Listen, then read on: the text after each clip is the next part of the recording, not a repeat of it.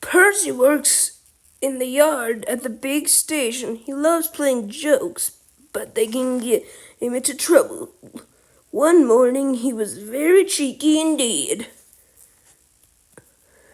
Gordon thought he was late, laughed Percy, and showed him a train of dirty coal cars.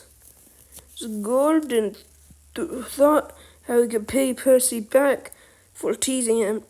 Next it was James' turn, thought James. James's driver and fireman could not make him move.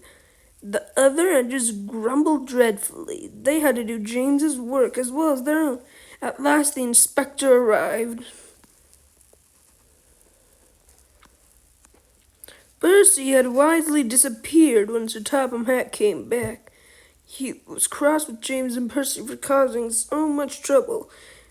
But the very next day, Percy was still being cheeky.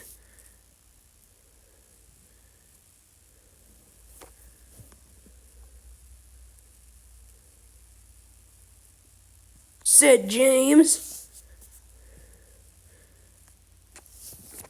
Grumbled James. Gordon looked across to James. They were going to play a trick on Percy.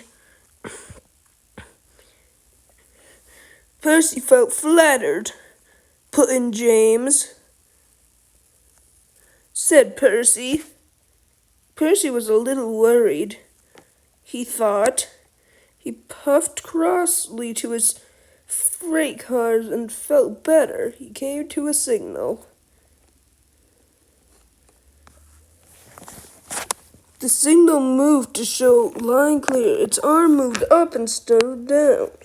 And Percy had never seen that sort of signal before, said his driver.